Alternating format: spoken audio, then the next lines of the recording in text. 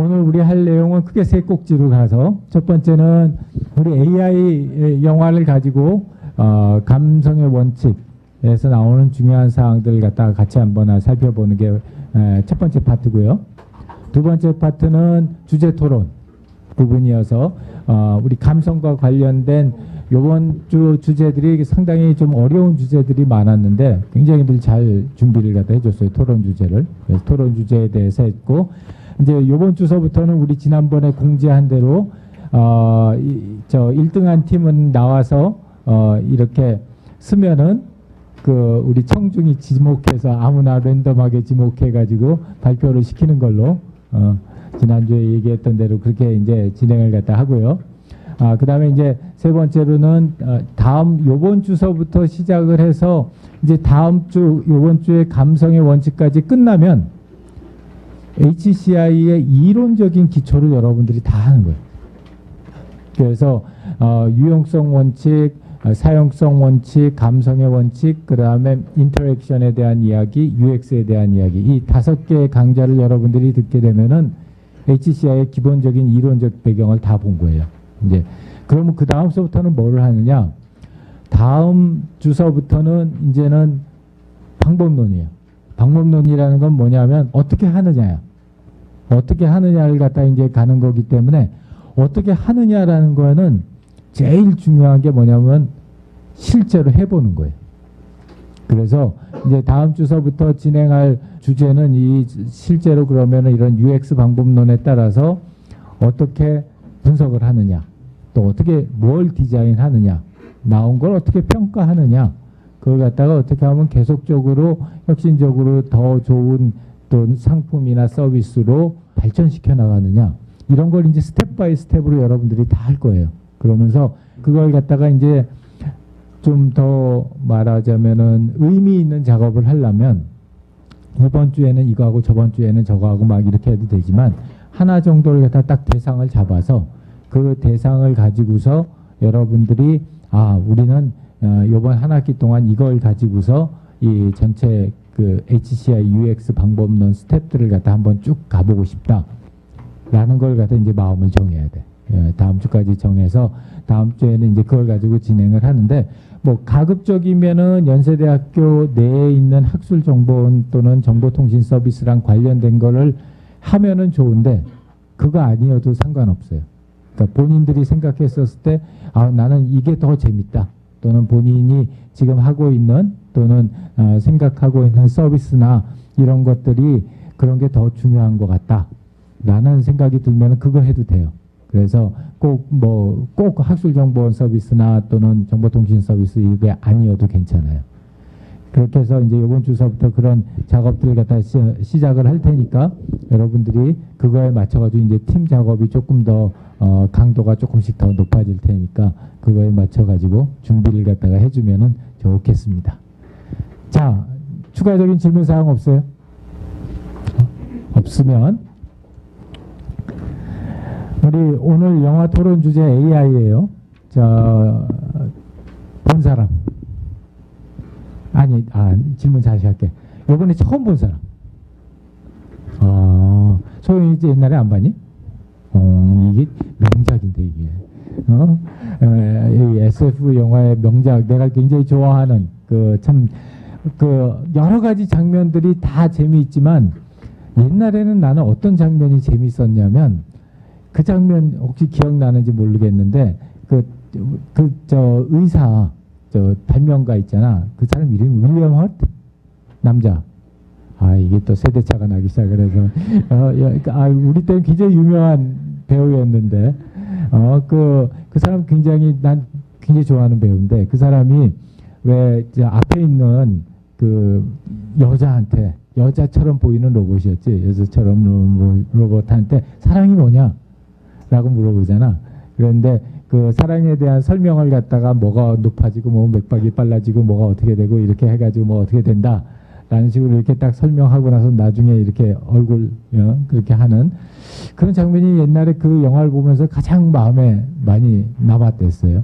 그러다가 이렇게 매번 이게 십몇 년을 이 영화를 봤으니까 나도 이제 좀 볼 만큼 봤잖아 이제. 근데 매번 볼 때마다 이렇게 키가 되는 포인트가 달라지는 영화야. 어떨 때는 이 풀인가? 풀장의 바닥에 이렇게 깔아 앉아가지고 그 장면이 그냥 이렇게 막 눈에 밟힌 때가 또 있었고, 또 어떨 때는 시금치 먹고 막 일그러졌었을 때 이제 그 장면이 또 마음에 이렇게 걸릴 때도 있었고, 참 그때 볼 때마다 굉장히 다른 모습으로 이렇게 다가오는 그런 영화였어요. 그래서 영화 자체가 굉장히 강한 감정적인 그런 호소력을 가지고 있는 영화이기 때문에 우리가 이 영화를 갖다가 한번 선택을 해봤고요. 우리가 지난 시간에도 얘기했지만 간단하게만 다시 얘기를 하자면은, 우리가 이 감성, 어펙션이라고 하는 거는 실제로는 상당히 여러 가지 다양한 세부 구성 요소로 만들어져 있고, 우리가 감성의 원칙을 제대로 이해한다라는 거는 이 감성이 어떠한 세부 요인들로 구성되어 있고, 그 세부 요인들을 갖다가 우리가 얼마나 다른 방법으로 공략해야 되는지, 그걸 이해하는 게 제일 첫 번째 조건이에요.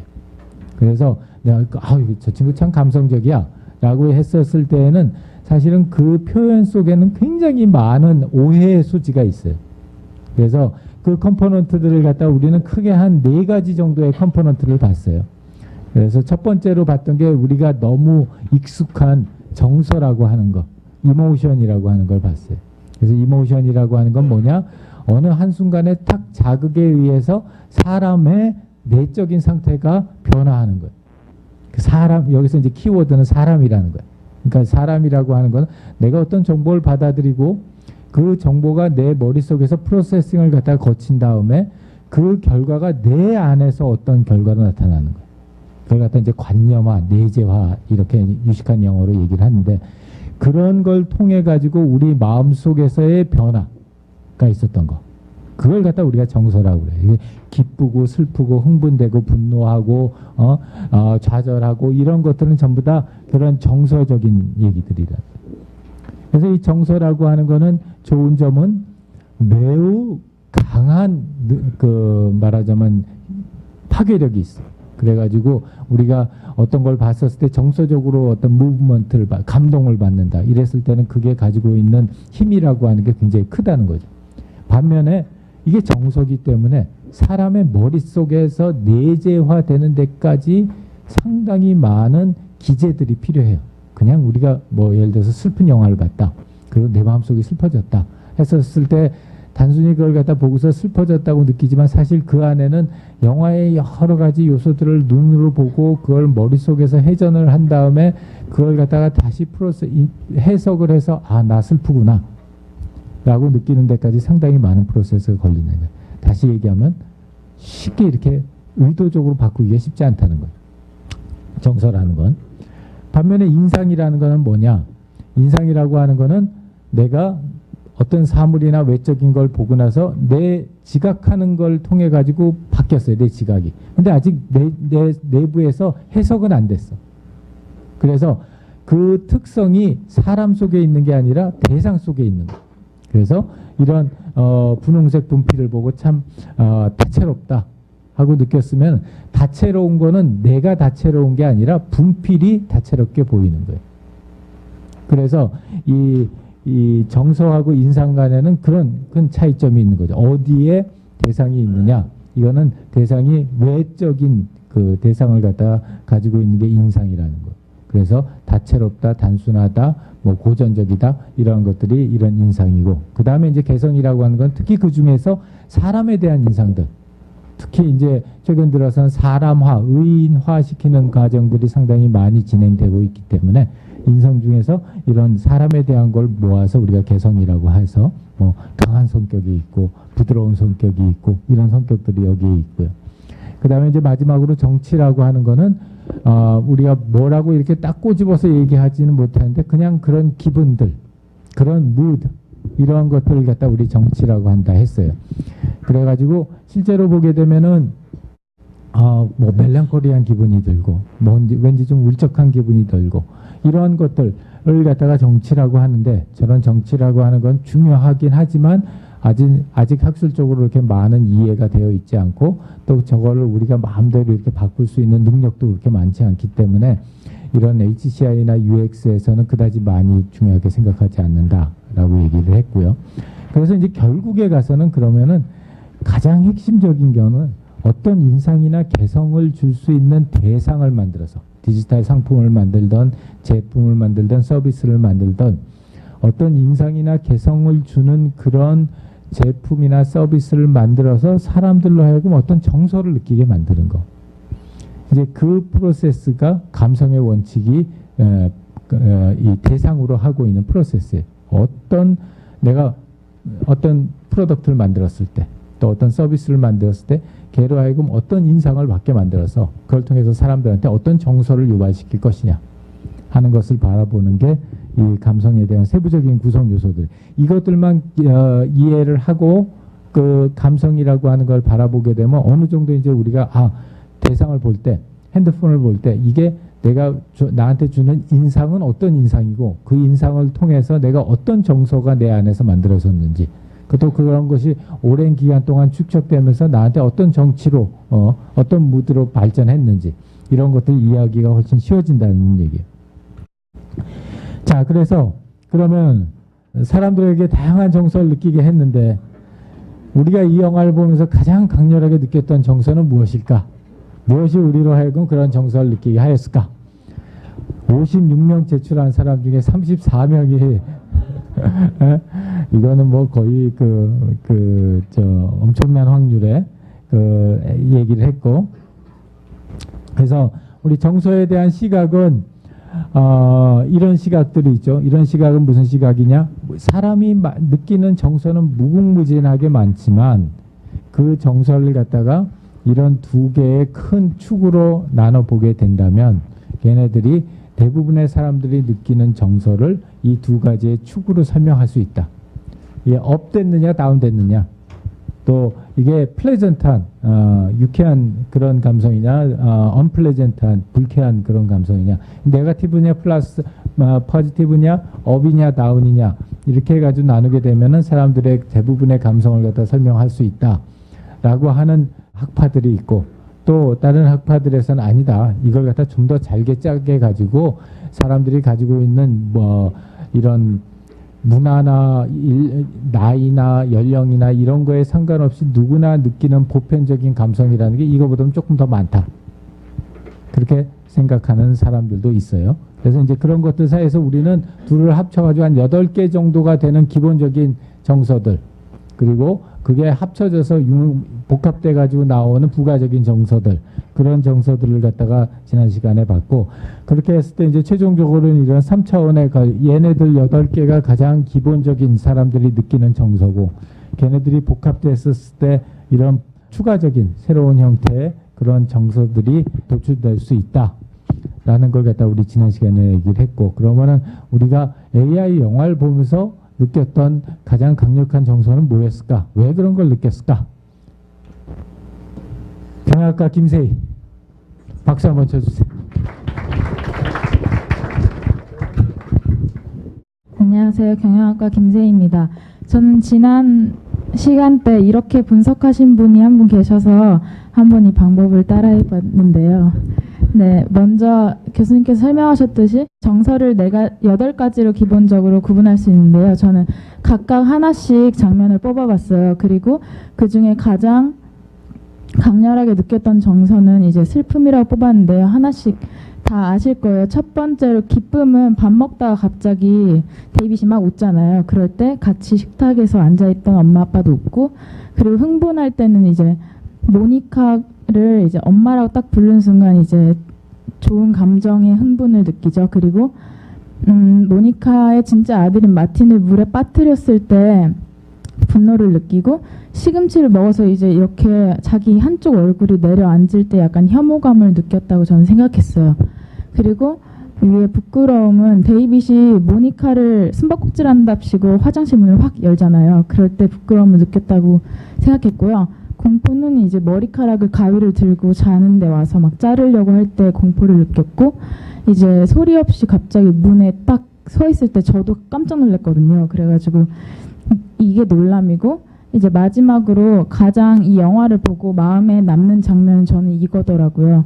데이빗이 버리지 말라고 모니카에게 막 매달릴 때 저도 그때 되게 안쓰럽고 동정심 같은 걸 막 느꼈거든요. 그 이유가 뭔지 생각해 봤는데요. 그 무슨 로봇들이 폐기 처분되는 그 놀이하는 곳 있잖아요. 거기서도 사람들이 이 아이를 버리지 말라고 얘를 살려야 한다고 얘기했을 때 쟤는 사람이잖아요. 이렇게 얘기해요. 그것처럼 저는 이 로봇이지만 데이빗이 사람과 같은 인상, 개성을 가지고 있기 때문에 이런 슬픔을 느꼈다고 생각했습니다. 감사합니다.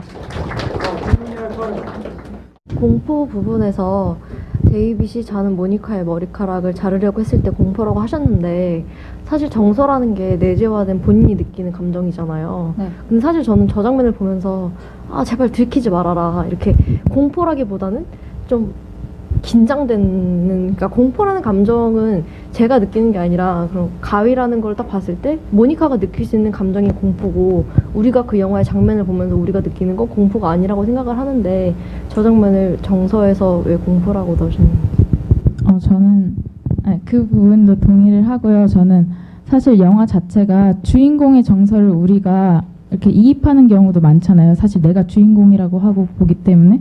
근데 저는 이 전체를 대부분 모니카에게 제가 이입하고 봐가지고요. 제가 모니카라면 데이빗을 어떻게 생각할까 이런 걸 중점으로 봐서 그게 좀 잘못된 부분이긴 하죠.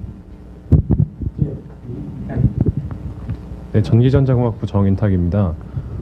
그 왼쪽에 분노를 느꼈다고 한 게 그러니까 저는 저 장면을 보면서 약간 좀 안타까움을 계속 느꼈었는데 그러니까 방금 이야기를 하신 게 이제 모니카의 입장에서 바라봤을 때는 분노를 느낄 수 있다라고 생각을 하신 거죠. 네. 네, 잘 들었습니다. 네, 경영학과 장영진이고요. 그 공포 아까 말씀해 주셨는데 저는 그 제 주관적인 입장에서 바라봤을 때는 그 물론 저 장면에서 이제 그러니까 모니카가 공포를 느낄 수 있다고 생각하는데 또 이제 주인공이 데이빗이다 보니 그 왜 그 기계 처분하는 그 있잖아요. 그 대회인가? 그 무튼 그거 할 때 데이빗이 이렇게 딱 묶여 있는 상황에서 이렇게 그 염상 같은 게 딱 떨어졌을 때 데이빗이 막 살려달라고 했을 때가 어떻게 보면 그 주인공 입장에서 더 공포를 더 잘 느낀 그 장면이었다고 생각을 합니다. 코멘트가 전체적으로 저는 주인공이 모니카라고 보고 감정이입을 해서 이렇게 만든 건데 여러분들은 이제 데이빗의 감정이입을 하셨나 봐요. 네, 저도 그 공포에 대해서 약간 물어볼 게 있는데요. 그 모니카가 뒤쪽에서 보시면 그 남편이 그 로봇이 버리려고 데이빗을 버리려고 했는데 걔가 설명한 게 그거는 알잖아요. 그것을 그게 애기하는 짓이니까 그건 놀람이 더 크다고 생각하는데 공포가 아니고 그러니까 남편한테 설명하는 건 그러니까 그가 단지 놀랬을 뿐이라고 생각하고 공포라고 생각하지는 않는 것 같은데요. 저는 이제 사실 놀람이 더 커지면 그게 이렇게 공포가 된다고 생각하는데요. 이것보다는 이게 훨씬 공포스럽다고 생각해서 이렇게 장면을 꼽았습니다. 저는 그냥 좀 저 영화를 한참 전에 봤었고 이번에 다시 한번 봤는데 저는 그 두 번을 보면서 저 여기서 이제 기쁨이라고 꼽았던 장면을 보면서 저는 좀 되게 소름 끼친 생각이 들었었거든요. 왜냐면 약간 보면서 되게 갑자기 뜬금없이 막 그냥 하하하 이게 웃는 거 가지고 막 하하하 하면서 보잖아요. 근데 저는 그걸 보면서 막 그 순간 되게 로봇 같다, 정말 딱 로봇 같다, 정말 사람이 아니고 사람처럼 생겼는데 좀 그런 생각을 느꼈었는데 저는 기쁨이라 느끼셨다 그래서 좀 저는 이 장면을 보면서 저도 그 장면은 깜짝 놀랐는데 얘가 웃는 게 너무 인위적이라 깜짝 놀랐는데요. 그 전까지는 되게 부모님들 경계심을 가지고 있잖아요, 이 친구한테. 근데 이 데이빗이 딱 웃음으로써 자기들이 웃고 그럼 웃는 자신에 대해서 자기 반추해보는 장면이 좀 새로워서 저는 이렇게 꼽았던 것 같습니다.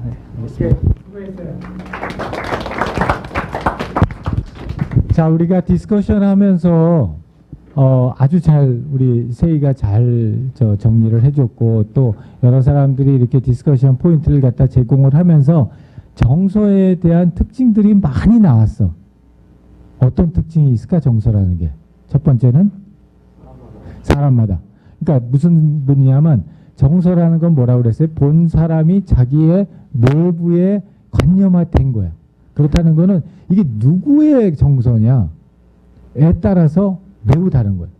그러니까 내가 무슨 얘기냐면 내가 이걸 갖다가 보고서 얘가 다채롭다라고 인상을 받은 건 얘에 대한 거기 때문에 이걸 갖다가 내가 봤던 장영진이가 봤던 권서연이가 봤던 다 이거는 다채롭다고 볼 수가 있다는 거예요. 왜냐하면 그건 얘의 특성이니까. 그런데 우리가 정서를 얘기를 할 때는 그걸 갖다가 본 사람의 특성이거든. 사람의 특성이니까 그 사람의 특성이라고 하는 거는 그 사람이 누구냐에 따라서 매우 달라진다는 거예요. 그게 첫 번째 우리가 우리 토론하면서 배웠던 첫 번째 아이템이고 두 번째는 뭐였을까? 정서라고 하는 거는 어느 순간에 어떤 자극에 의해 가지고 그게 뭐에 의해서 촉발되고 그 촉발된 것이 짧은 시간 동안에 사람들 머릿속에 남아있게 되는 거예요. 그래서 우리가 영화를 갖다 2시간 동안 슬픈 영화를 보면은 막 눈물 흘리고 슬프다가도 극장에서 나와가지고 햄버거 집에 가면 갑자기 즐거워지는 거야. 왜냐하면 자극이 바뀌었으니까. 자극이 바뀜으로써 그게 우리가 이 내부에서 그런 자극의 변환에 따라서 상태의 변화가 올 수 있는 거. 그게 정서라는 거죠. 그게 무드하고의 다른 점이라는 거예요. 그게 다른 점이라는 거고. 그 외에도 이제 정서적인 특성들은 많이 가지고 있는데 사실은 우리가 기쁜 게 뭔지 모르지 않잖아요. 다 알잖아요. 슬픔이라는 게 뭔지 다 알고 그 다음에 뭐 분노라는 게 뭔지 잘 알고 공포라는 게 뭔지 잘 아는데 그럼에도 불구하고 왜 우리가 HCI, UX 공부를 하면서 얘네들을 갖다 이렇게 고민을 해야 될까? 다 아는데 이거 뭐 교과서에 나와야지 아는 거 아니잖아. 혜림이. 안녕하세요. 경영학과 박혜림입니다. 경험이라는 거는 사람이 주관적으로 느끼는 거고, 그리고 그 UX라는 거의 최고 그 목표라고 할 수 있는 거는 익스피리언스를 만들어주는 거잖아요. 그리고 정서나 뭐 이런 것들을 통해서 그렇기 때문에 알아야지 그런 것들을 제공해 줄 수 있고 목표를 설정해 줄 수 있기 때문에. 그렇지. 아주 뭐 너무 정확하게 딱 얘기를 갖다 해줬어요. 그러니까 우리가 그냥 정서 그러면은 두리뭉실하게 그게 뭔지 잘 모르고 우리가 느끼긴 다 느끼지만 그렇지만 이거를 포지티브하고 네거티브한 거, 그 다음에 업하고 다운하는 거, 그리고 그 안에 있는 기본적으로 사람들이 느끼는 것들을 아이템화이즈 하게 되면은 이제 우리가 다른 어떤 제품이나 서비스를 갖다 그 기획하고 만들 때 결과적으로 어떤 정서를 유발시키기 위해서 우리가 이 서비스를 만든다. 또는 이 제품을 만든다는 걸 꼭 집어서 얘기할 수 있다는 거예요. 그리고 그런 걸 꼭 집어서 얘기할 수 있게 되면은 우리가 생각하고 있는 사용자 경험이라는 걸 좀 더 구체적으로 표현할 수 있고 또 정할 수 있기 때문에 그래서 우리 너무 잘 아는 이런 정서의 각각의 차원들을 갖다 이렇게 한 번씩 생각해 보는 거예요. 자, 이제 그 다음은 우리 아쉽지만 시간 관계상 넘어갈게. 35명이었던가? 그래서, 자, 우리 그 다음에, 이한재. 자, 그 다음에 태승이. 역시 비슷했고. 그 다음에 영윤이, 박영윤이. 그 다음에 승현이. 나 이거 다 읽었는데 너무 재밌었어, 사실. 민지. 그 다음에 유경이, 영진이, 상호, 손문이. 그 다음에 이제 아이템별로 나눠서 슬픔이 많았어요. 슬픔. 네. 누구지? 잘렸고. 동화가 슬픔이라고 그랬고. 그 다음에 좋은샘 슬픔, 박혜림이도 슬픔, 전우람이도 슬픔, 성중이도 슬픔, 진호도 슬픔. 슬픔이 그러니까 강력하기는 굉장히 강력했던 거야. 이 영화를 보면서 기본적으로 가장 큰 정서는 그래요. 놀람, 현재 한 명이었고 놀란 사람은 현재 하나야. 그 다음에 분노는 종관이 한 명이었고 공포는 소연이 한 명이었고 부끄러움, 지태, 진성이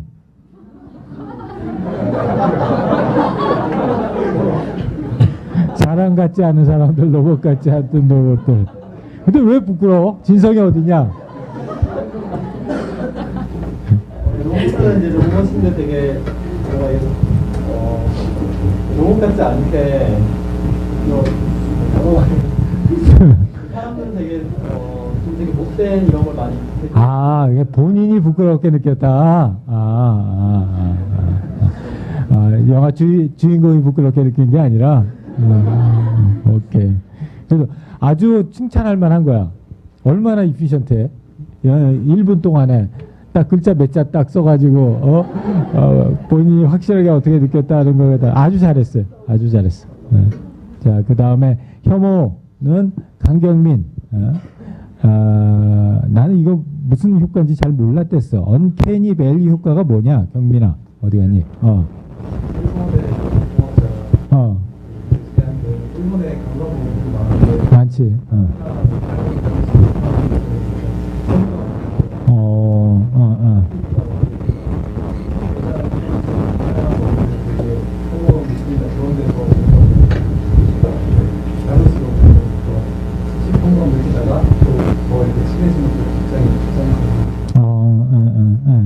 그래서 요 그래프가 이런 모습이 돼 있구나. 오케이. 그래서 혐오감을 느꼈다. 그래요. 자, 그 다음에 혐오감 느낀 사람은 상대적으로 참 많아요. 장군이 기타 정서 소름 끼치는 김혜령이 얘기를 해줬고, 이한우리는 애틋함, 기성이는 연민, 이은경이는 수배에서 버릴 때 항상 사랑했다. 그 다음에 민호 패셔니트, 영근이 안타까움과 애틋함, 유규가 딱딱한 감성에서 딱딱하지 않은 감성으로 변환하는 것, 진영이는 행복하길 바라는 정서. 그런 정서 있을까? 자, 그 다음에 사신리, 그 다음에 이름이 안 나와 있어요. 까지 했어요. 자, 두 번째 주제. 이번엔 개성이에요. 로봇에 나오는, 영화에 나오는 로봇을 보면은 굉장히 뚜렷한 이런 개성들을 갖다 표출하고 있는데, 가장 극단적으로 차이가 나는 개성을 표출하는 로봇 두 개를 선택을 해서 로봇이 어떤 개성을 극단적으로 표출하고 있는지, 이건 이제 그 개성의 차원을 물어본 거였어요. 어떻게 그렇게 선명한 개성을 표출할 수 있을까? 그래서 우리가 그 수업 시간에 얘기했던 대로 이 기존의 연구들에 따르면은 이 개성이라고 하는 건 세 가지 축, 6개의 그 대비되는 이런 개성으로 만들어져 있다. 그래서 이제 걔네들이 강하고 약하고 폐쇄적이고 사교적이고 분석적이고 자유분방한 그런 개성으로 나눠져 있다. 이렇게 얘기를 했습니다. 자, 그렇게 했을 때 가장 대비되는 개성은 뭐였을까? 성지윤. 자, 박수 한번 쳐주시고. 안녕하세요. 생활디자인과 성지윤입니다. 저는 데이빗과 존의 그 개성이 가장 많이 차이가 난다고 생각해서 뽑았는데, 일단 둘이 첫 번째로 개성이 강함과 약함으로 구분을 해보면은 굉장히 데이빗은 감정적으로 행동하고 위기 상황에서 그 존은 굉장히 이성적으로 행동을 하거든요. 예를 들어 그 마지막쯤 장면에서 데이빗이 자기랑 똑같이 생긴 애랑 대화를 하다가 막 화가 나가지고 굉장히 폭력적인 행동을 보여요. 막 때려 부수고. 근데 그 존은 자기 등장 첫 장면에서 여자를 만났는데 여자가 죽어 있는데 함정에 빠진 거예요. 그래서 뭐라고 I think I'm trouble 이 정도로 말하고 그냥 막 도망간단 말이에요. 그래서 막 때려 부수거나 화를 내는 장면이 아니라 굉장히 이성적으로 판단하고 여기서 도망가야겠다고 경찰차를 발견하면은 바로 고개를 돌려갖고 도망가는 모습을 보이면서 굉장히 이성적인 모습을 보였고요. 그리고 상황에 또 대처를 할 때 푸른 요정에 관해서, 그러니까 인간이 되고 싶어서 데이빗이 여행을 떠났는데 인간이 되기 위해서 푸른 요정을 찾아야 된다고 생각을 해서 정보를 모으는데, 그것을 정보를 하나씩 모을 때마다 굉장히 막 흥분을 하고 그거에 대해서 분석을 하지 않고 자기 멋대로 막 생각을 한단 말이에요. 그래서 이거를 자연분방하다고 생각을 했고, 근데 존은 그 똑같은 상황에서도 타인이어서 그랬을지 모르겠지만 굉장히 분석적으로 행동을 하면서 그 푸른 요정이 사실은 자기들한테 기생하는 뭔가일지도 모른다. 좀 더 우리가 생각을 해봐야 된다. 이런 식으로 해석을 했고요. 그리고 그러니까 데이빗은 존재 자체가 사랑받기 위해서 사랑하기 위해서 태어난 로봇이고 존은 그 여자들을 위해서 만들어진 로봇이잖아요. 그래서 근데 데이빗은 백지 상태라고 생각을 해가지고 굉장히 그러니까 어떤 상황에 놓였으면은 폐쇄적으로 행동을 해요. 그러니까 시금치를 먹을 때도 말로 하면 되지 막 자기도 먹으면서 막 왜 이러고 근데 저는 진짜 상황이 놓였을 때 굉장히 사교적으로 얘기를 하고 대처를 하고 그러니까 차를 얻어 타고 그 루즈로 갔어야 할 때도 그 남성들한테 굉장히 매력적일 만한 조건을 내걸면서 우리가 너네한테 이런 걸 제공할 테니까 너는 우리한테 이런 걸 제공해 달라라고 말하면서 굉장히 사교적인 모습을 보였다고 생각합니다.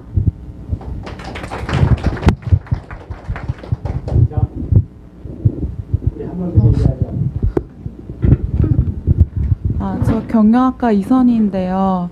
저는 그 조하고 2000년 후에 그 생명체랑 그 구분을 해서 그런지 몰라도 조가 그렇게 이성적이라는 생각은 많이 못한 게 그 데이빗한테 하는 멘트들도 네. 막 되게 꿈 같은 말들이지 그게 그러니까 진짜로 이게 막 이성적으로 이렇게 분석을 해서 어디에 가면은 뭐 진짜 푸른 요정이 뭐 있을 거야 그 말들 자체가 저는 좀 이성적이 아니라고 생각했거든요. 그리고 그 누구지? 데이빗이 특별히 강한 개성을 갖고 있다고는 생각 못했어요. 얘가 되게 뭔가 그냥 사람 같기만 하고 뭔가 이럴 뿐. 네. 저는 데이빗이 아까 수로 오빠가 말씀하신 것처럼 웃을 때 되게 소름 끼쳤거든요. 굉장히 이질감을 느꼈어요. 끝까지. 그리고 그러니까 존이 이성적이라고 한 거는 인간에 비해서 그 로봇이니까 가지고 있는 정보 자체가 한정적일 수밖에 없잖아요. 그리고 존이 그 용도가 용도인 만큼 가지고 있는 정보도 한정적일 수밖에 없고 그래서 그 정보 내에서 대처할 수 있는 상황에서 이성적이라고 저는 생각을 했기 때문에 있었습니다. 네, 저도 이거를 하면서 고민했던 게 저 개성의 강함과 약함이 네. 저게 어떻게 구분이 되는 거를 저는 생각을 하다가 약한 거는 좀 부드러운 것 같고 강한 거는 어떻게 봐야 되는지 잘 모르겠었는데 그러면 분석하신 게 강한 게 약간 감정적인 거고 약한 거는 좀 이성적으로 이렇게 봐야 되는 건가요? 정확히 말하면 그러니까 이성적이라기보단 반응의 정도로 저는 해석을 했거든요. 이거를 그래서 그러니까 이성적으로 막 말을 하면서 자기 생각을 정리할 수 있는데 I think I'm in trouble 하고 딱 가만히 있잖아요. 그래서 굉장히 반응이 무덤덤하다고 생각을 했거든요. 그래서 저는 약함이라고 그거를 생각을 했어요. 예, 경영학과 정영근인데요. 그 개성이라는 지금 정해진 세 가지의 틀이 있잖아요. 네. 근데 그 데이빗이랑 조를 담아내게 그 세 가지 틀이 저는 약간 부족하다라는 생각을 했거든요. 저 같은 경우는 그냥 크게 그냥 전혀 다른 개성의 틀에서 바라봤을 때 존 같은 경우는 약간 유흥적이고 섹슈얼한 개성이라 치면은 데이빗 같은 경우는 좀 더 가족적인 개성이 강한 로봇이라고 생각을 했거든요. 다른 개성의 틀로 혹시 뭐 바라보셨다거나 한 건 없었나요? 아니요, 그런 건 없었습니다. 알겠습니다. 네, 저도 원래 이번 주제를 되게 하고 싶었는데 제가 생각했던 거랑은 되게 반대로 돼 있었는데 또 얘기하시는 거를 들어보니까 되게 그런 것 같아서 저 입장에서는 되게 신선해서 좋았고요. 근데 제가 입원을 안 한 이유는 그 두 개의 로봇을 선정해서 개성을 이렇게 비교를 하라고 하셨는데 저는 하나의 로봇에 되게 막 엄청 여러 가지의 개성이 있는 것 같아가지고 그래서 저는 저렇게 딱 표를 못 만들겠더라고요. 그래서 혹시 하시면서 그런 거에 대한 고민은 없으셨는지 궁금해요. 저는 사실 막 플래시 어쩌고 저쩌고 막 로봇 파괴하는 그쪽 있잖아요. 거기서 그러니까 그 이전에 등장했던 로봇은 굉장히 감정적으로 절제된 모습들만을 보여줬는데 거기에 모여있는 로봇들은 굉장히 감정적인 모습을 많이 보여줬거든요. 그래서 거기서 개성이 많이 드러나서 거기서도 좀 고민을 했는데 사실 장면 분량이 그렇게 많지 않고 그 특색이 많이 드러나지 않았기 때문에 가장 많이 드러난 두 로봇을 꼽았습니다. 오케이, 수고했습니다.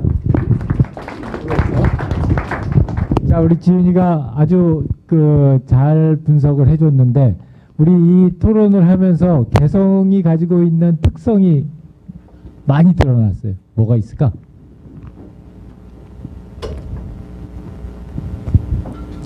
나랑 정반대로 봤어. 혹시 그런 생각 안 들었어? 다른 사람들 어떻게 데이빗이 강한 개성을 가지고 있을까? 어떻게 데이빗이 자유분방할까? 또는 폐쇄적일까? 이런 생각을 갖다가 들었을 것 같아요.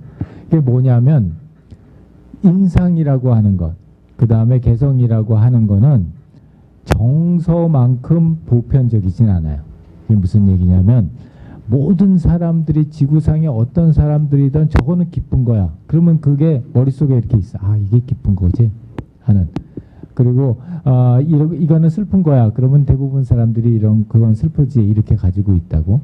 근데 예를 들어서 개성이라고 한 강한 개성이냐 약한 개성이냐 자유분방하냐 폐쇄적이냐 이런 것들은 문화권에 따라서 또 연령에 따라서 보는 사람에 따라서 다 다를 수 있다는 거예요. 그래서 물론 인상이나 개성을 갖다가 이렇게 연구하는 사람들은 그게 어떤 특정한 문화권에서 특정한 나이 또래 또는 특정한 성별에 있는 사람들이 일반적으로 느끼는 그런 개성이나 인상에 대해서 얘기를 하지만 정서보다는 훨씬 더 불확실하고 애매한 점이 많은 거예요. 실제로 가지고 있는 특성이, 개성이라고 하는 특성이. 그래서 우리가 어떤 그 제품의 개성을 넣겠다, 퍼스널리티를 넣겠다라고 하는 거는 생각보다 굉장히 어려운 일이에요. 그걸 갖다가 개성을 갖다가 본인들이 생각하고 디자이너가 생각하고 개발자가 생각하는 개성과 실제로 그걸 갖다 느끼는 사람들이 사용하는 사람들이 느끼는 개성은 상당히 문화권이나 이런 거에 따라서 다 다를 수가 있거든. 그래서 특히 이제 개성적인 요소들을 갖다가 할 때는 가급적이면은 미니멀하게, 가급적이면은 어떤 하나의 개성을 매우 강하게 그렇게 주문해 가지고 성격적인 특성을 갖다 명확하게 드러나는 게 이런 문화적인 특성이나 연령적인 특성이나 이런 걸 갖다가 이렇게 회피할 수 있는 그런 좋은 전략 중에 하나예요. 네. 그렇지만 아주 신선하게 분류를 해줘서 이거 참 새로운 시각이다 라고 봤어요. 자, 나머지 우리 시간 관계상 넘어갈게요. 이름만 얘기하고 엄하정 조하고 테디를 갖다가 난 테디를 이렇게 비교한 거는 또 10년 만에 처음 봤어. 그래서 자, 그 다음에 종욱이는 이 조는 참 그 개성이 크게 보였나 봐. 대부분 사람들이 조는 상당히 많이 했고 서비스맨 조, 어린이 데이빗. 예. 그 다음에 주예연이는 분석적인 것과 자유분방한 것 했고요. 그 다음에 선규 표정이나 인상 등에서 이게 나온다라고 했고 배민경, 그 다음에 홍정민, 그 다음 황준식, 그 다음에 손현정, 이선희, 그 다음에 유리, 그 다음에 최금탁, 성준기, 권소연까지. 자, 마지막으로 세 번째 이제 인상인데, 인상이라고 하는 거는 꼭 사람뿐만이 아니라 건물이나 물건이나 이런 것들에서 다 가지고 있는 임프레션을 갖다 얘기를 하고요. 이 인상이라고 하는 거는 우리 다시 한번 얘기했지만 기본적인 인상의 차원과 내용적인 인상의 차원들이 있어요. 기본적인 인상의 차원이라는 거는 내가 그 내용을 알지 못해도 보이는 퍼셉추얼한 지각적인 자극만 가지고 어떤 인상인지를 갖다 파악할 수 있는 것. 물론 그게 이제 문화권에 따라서 다르고 연령에 따라서 다르고 그럴 수는 있지만 내용적인 인상은 거기에 써여져 있는 내용을 알아야지 내가 이게 말하자면은 그 인상을 갖다 제대로 알 수 있는 거예요. 그러니까 예를 들자면 고급스러운 우리 모 회사에서 이제 내비게이션을 고급스러운 내비게이션을 만들어 달라 이렇게 하면은 이게 참 어려운 작업이야. 왜 어려운 작업이냐? 이건 부가적인 인상인 거거든. 부가적인 인상이라고 하는 거는 그 지각적인, 그러니까 우리가 소위 말하는 그래픽한 그런 요소들만 가지고서 만들어낼 수 있는 인상이 아니란 말이에요. 그게 내용적인 그 내용이 안에 있어야지 이걸 갖다가 고급스러우냐 고급스러우지 않느냐를 갖다 만들어낼 수 있는 거야. 그렇기 때문에 이런 내용적인 인상 차원을 가지고 얘기를 할 때는 여러 가지 요소들에 많은 영향을 받아요. 내가 이 내비게이션이 BMW에 탑재된 거냐, 아우디에 탑재된 거냐, 아니면 소나타에 탑재된 거냐만 가지고서도 이 인상이 바뀌는 거야. 아무런 것 다른 거 다 똑같아도. 그렇기 때문에 보통들은 우리가 이제 그래픽 디자인이나 일반적인 디자인을 통해서 인상을 갖다 변하겠다 하면은 기본적인 인상 차원들을 갖다 주로 포커스를 해야 돼요. 그리고 그 기본적인 인상들을 가지고서 걔네들을 바꿈으로써 사람들로 하여금 부가적인 인상을 느낄 수 있게 이제 그렇게 해줘야 되는 차이가 있어요. 자, 그래서 그래서 이제 6개의 차원으로 12개의 극단적인 미적 인상들이 나눠지는 거고 그 각각에 대해서 다 알아볼 수 있는데 제일 강력한 인상은 뭐였을까? 김수루. 자, 박수 한번 쳐주시고. 도시를 비교를 했어. 네, 안녕하세요. 경영학과 김수로라고 합니다. 일단 저는 사실 이걸 보면서 처음부터 좀 3번을 하고 싶었어요. 근데 왜냐면 좀 기계나 이런 거는 워낙 많이 하실 것도 같았고 저는 좀 다른 면을 보면서 좀 하고 싶어서 하면서 봤는데 딱 보인 장면이 저는 딱 요 도시 장면을 보면서 요거랑 좀 비교할 걸 찾아야 되겠다라고 했거든요. 이제 그러다가 사실 이거는 좀 나중에 나오는 장면이고 이건 처음에 나오는 장면인데 처음은 아니라 중간쯤에 나오는 장면인데 딱 그냥 보는 순간 너무 확연하게 대비가 되더라고요. 그래가지고 이제 두 가지 측면에서 저는 크게 바라봤는데 이제 BD 차원하고 CD 차원에서 바라봤습니다. 그래서 이제 루즈시 같은 경우에는 딱 보는 순간 되게 밝고 화려해요. 근데 반면에 이제 이 과거의 이제 도시죠, 옛날 도시 같은 경우에는 보면 되게 사실은 배경 자체는 루즈시가 밤이고 그 이제 과거의 도시가 낮이에요. 근데 보여주는 인상 자체가 너무나도 다르게 오히려 루즈시 같은 경우는 되게 밝고 화려한 그런 모습인 반면에 이 과거 도시 같은 경우는 어둡고 되게 탁한 느낌이죠. 그래서 이제 배경적으로도 대비가 되는데 그 배경과는 또 반대로 이 건물이 주는 인상이 우리한테 느껴졌을 때 또 이렇게 느껴질 수 있겠구나. 그런 측면에서 일단 가장 크게 BD 차원에서 봤었고 이제 부가적으로 본 차원이 이제 CD 차원인데 이제 이 과거 도시 같은 경우는 저는 보면서 그런 생각을 했거든요. 되게 만약에 이 데이빗하고 떠나는 여행이 약간 판타지 여행이라고 한다면 약간 이게 고대 사원 같은 느낌이 아닌가 약간 이런 생각을 했거든요. 근데 고대 사원 같은 느낌이라고 해서 봤을 때 되게 차분하고 뭔가 고요하고 사실 여기서는 어떤 특정 지을만할 수 있는 게 없어서 넣진 않았는데 약간 되게 어떤 신성함? 약간 이런 것까지 느껴질 정도로 저는 좀 그렇게 느꼈었어요. 그거와 반면 루즈시 같은 경우는 딱 보는 순간에도 되게 강렬하고 날카로운 느낌이죠. 왜냐하면 화려한 색상을 썼고 대비도 되게 강하고. 네, 그래서 저는 그 두 가지 차원, BD 차원과 CD 차원에서 비교를 해봤습니다. 감사합니다.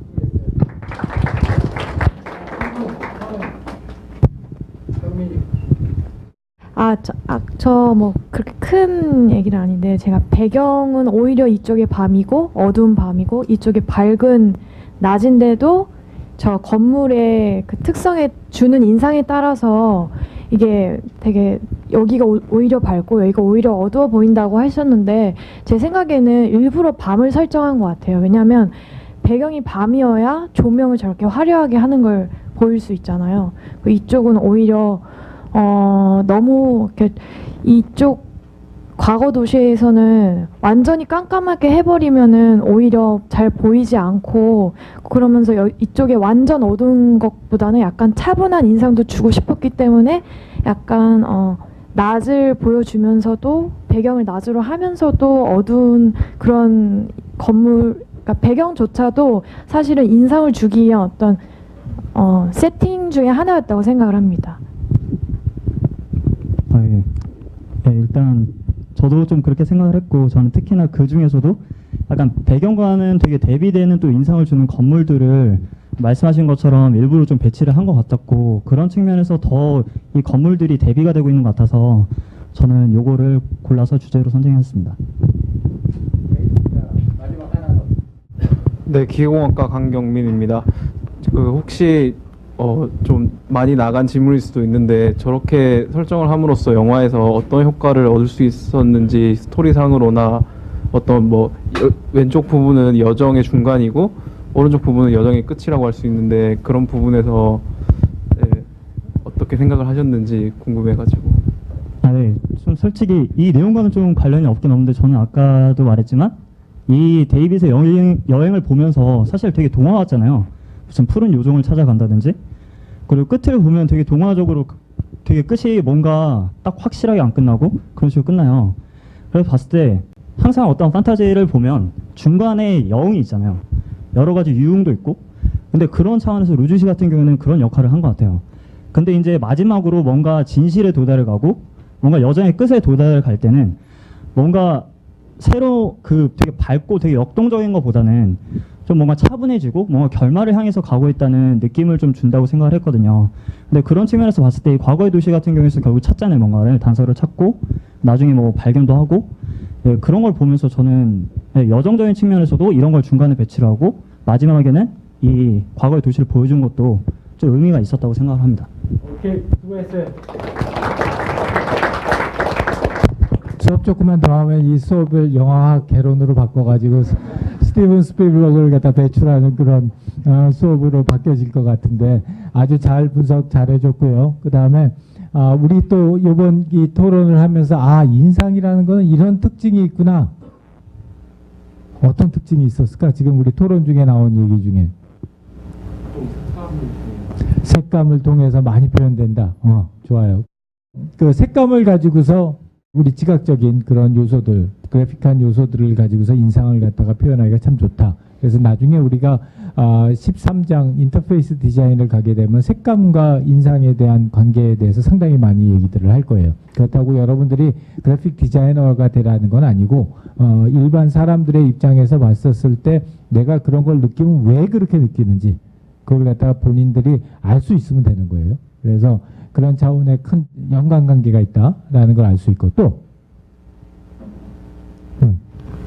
전 도형의 차이가 있다고 생각했는데 그 루즈 도시 같은 경우에는 곡선이 많이 사용이 되었고 제 오른쪽에 같은 경우에는 이제 건물들이 직각사각형의 모습을 많이 사용해서 직선과 곡선의 사용도 관계가 있다고 생각했습니다. 그래, 맞아요. 직선과 곡선의 차이도 상당히 큰 차이가 있죠. 그래서 실제로 보게 되면은 부드러운 곡선과 직선의 대비를 갖다 상당히 크게 나타내. 그것도 굉장히 중요한 형태적인 요소들이에요. 그래서 그런 것들도 우리가 인터페이스 디자인 할 때 다루도록 할 거고요.